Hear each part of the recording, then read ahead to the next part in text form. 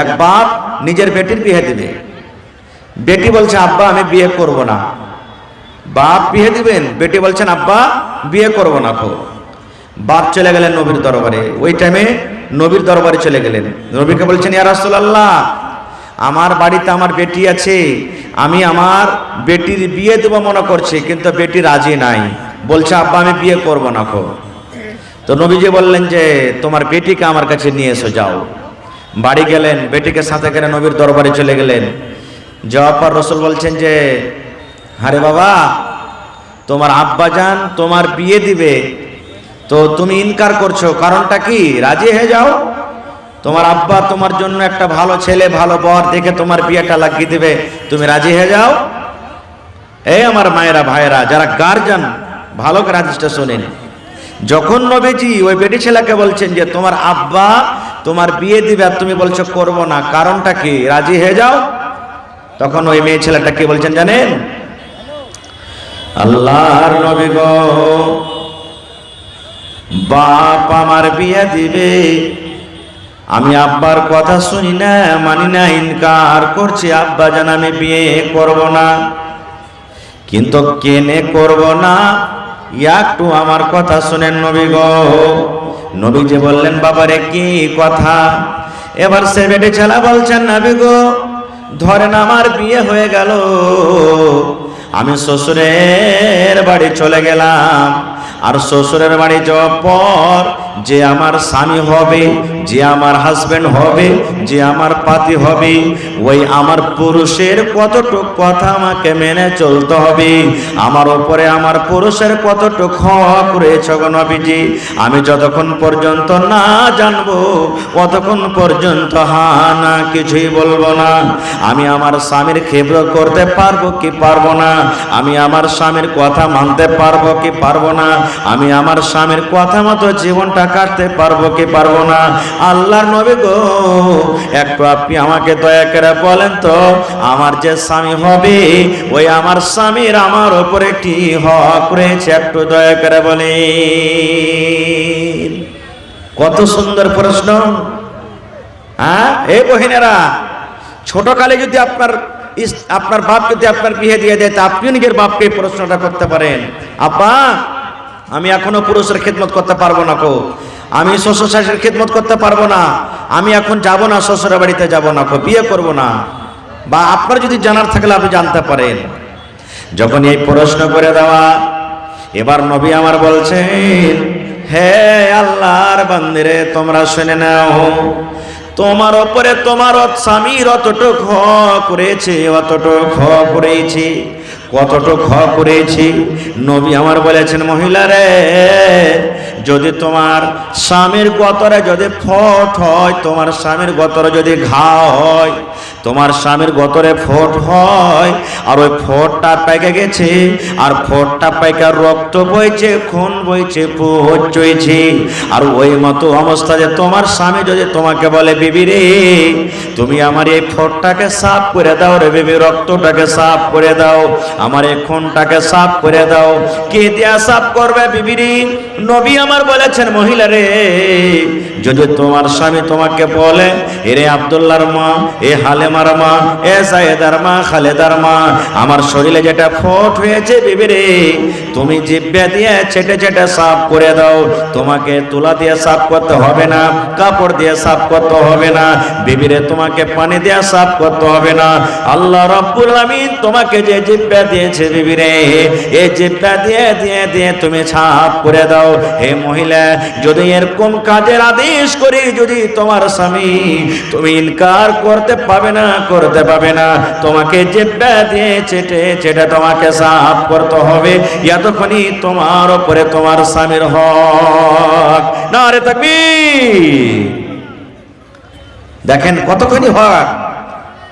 তাহলে একটা কথা আরো বলে দিই, পুরুষ মানুষ হয়ে যেতে গেলে, তাহলে ফোট উঠতে গেলে ওকে চাটতে হবে এরকম কথা নয়।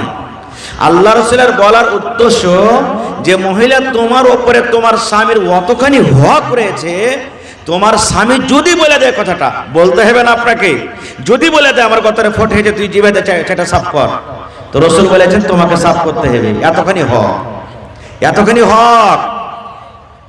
এবারে এতখানি হক দূরের কথা, আমার মা খালার কি অবস্থা এরকম, আমার কোনো ভাই যদি অফিস থেকে, মাদ্রাসা থেকে, ভুঁই থেকে, জমিন থেকে, দোকান থেকে বাড়ি ঢুকেছে, পানি পান করার মন হয়েছে, তিরসা লেগেছে, খালে যদি কয় খালেদার মা এক গ্লাস পানি গেলা দাও না জি, যদি অন্য কোনো কাম করতে গেলে হয়ে গেল আর পাড়া গরম হয়ে যাবে, এমন আইসটা ছেড়ে একেরা কহিবে ওর পিপসা ঠান্ডা হয়ে যাবে। হ্যাঁ মিনসা হতমা, তুমি এখানটা কাজ করে আসছো তো কত বড় মানুষ হয়েছ, বাড়িতে আমি কত আঠানা চেরা নিয়ে নিয়ে কত ছেলে পিলে নিয়ে তাহিস করছি, তুমি একটু পানিটা নিয়ে খাইতে পারবে না, এমন ঘোঁচা মেরে কথা বলবে না, এরকম কথা বলতে হবে না।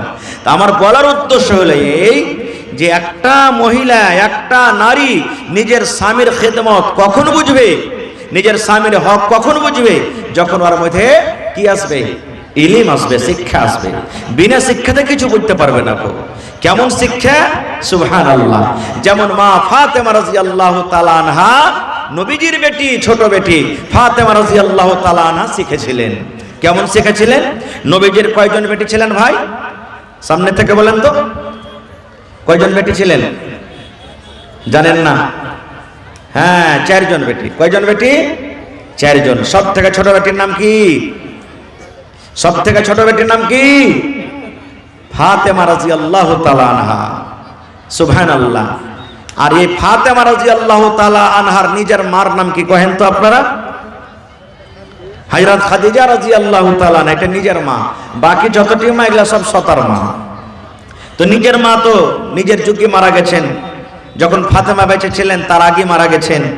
তো ফাতেমা রাদিয়াল্লাহু তাআলা আনহা সব থেকে ছোট বেটি, নবীজির মৃত্যুর পর তার মধ্যে এসে একদিনকার ঘটনা, সহিহ হাদিস। দেখেন বেটিকে কেমন তারবিয়াত দিতে হবে, বেটিকে কেমন ভাবে শেখাইতে হবে, যে জায়ের বাড়িতে কোনোদিন শিকায়ত আসবে না, কোনোদিন শিকায়ত যেন না আসে, কেমন তারবিয়াত দিতে হবে বেটিকে। একদিনকার ঘটনা, হযরত ফাতেমা রাদিয়াল্লাহু তাআলা আনহা নিজের আব্বার বাড়িতে এসেছে কিছু চাইতে। কি চাইতে? যেমন আমার আপনার বেটিরা চাইতে যায়, আব্বাজি একটা মুরগি দেন, আব্বাজি একটা ছাগল দেন, আব্বাজি একটা ঘড়ি কিনে দেন, আপনার জামাই ঘড়ি চেয়েছে, বিভিন্ন রকমের চাই কি কহে না। তো মা ফাতেমা নবীজির বেটি আব্বার কাছে দান চাইতে এসেছে। কি দান? যখনই বাড়িতে ঢুকলেন দেখছে নবীজি নাই, বাড়িতে কে আছে? সতার মা, মা আয়েশা রাদিয়াল্লাহু তাআলা আনহা, আল্লাহর রাসূলের একজন স্ত্রী। আয়েশা বলছেন, মা আব্বা বাড়িতে নেই। তো মা ফাতেমা বলছেন, না রে বেটি, তোমার আব্বা বাড়িতে নেই। বলছে, কোথায় গেছেন? বলছে, দিনের কাজে, তাবলীগের কাজে, দাওয়াতের কাজে গেছেন। এবার মা ফাতেমা বলছেন, বেটি বলো কি কাজ, বলো। বলছেন, না আব্বা থাকলে বলতাম, আমি বলবো না, চলে যাব। মা ফাতেমা বলছেন যে আমি আব্বা কি বলবো, চলে যাব। এবার আর রুকলেন না বাড়িতে। এ মায়েরা খালারা, আর রুকলেন না ফাতেমা যে আব্বা বাড়িতে নাই, 2 ঘন্টা 3 ঘন্টা পর যখন আব্বা আসবে, আব্বার সাথে কথা বলবো, দেখা করব, তারপরে যাব না। নাই তো তখনই চলে গেলেন বাড়ি হাইটে, আর রুকলেন না, আর বাড়িতে থাকলেন না, যে তখনই চলে গেলেন বাড়িতে, যে আমি বাড়িতে চলে যাব, আমার স্বামী বাড়িতে আছেন, আমাকে খুঁজবেন, আমার হয়তো দরকার হবে, আমাকে খাইতে লাগবে, আমাকে পানি লাগবে, হয়তো আমার আর কোনো দরকার আছে, তখনই সাথে সাথে বাড়িতে চলে গেলেন। দেখেন স্বামী কি জিনিস বুঝতেন, স্বামী কি জিনিস বুঝতেন, দেখেন তখনই তারা ঘোরা করে চলে গেলেন।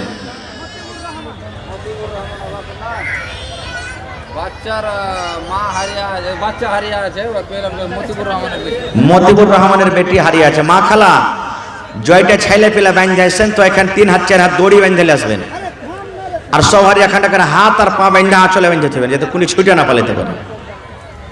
ছেলে পিলা গেলা একটু সামনে থন মা, বহিনারে ছেলে পিলা গেলা করে ধরে থাকেন ভালো করে। মতিউর রহমানের বেটি হারিয়ে গেছে, লিয়ে যান স্টেজ থেকে, খারজা হোক, বেটিকে বেটা যাই হোক, লিয়ে যান। তো ভাই আমার, এবার দেখেন চলে গেলেন তখনই।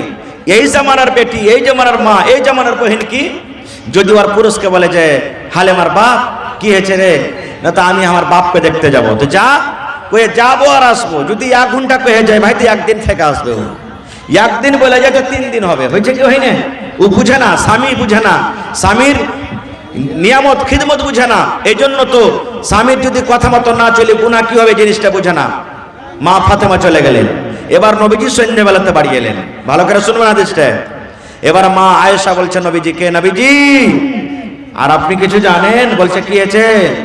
বলছে আপনি বাড়িতে ছিলেন না, আপনার কলেজের টুকরা ফাতেমা আপনার সাথে দেখা করার জন্য এসেছিল, দেখা পাইনি চলে গেছেন বাড়িতে। ওরে সুবহানাল্লাহ, হায় রে নবীজির আমার বেটির আদর।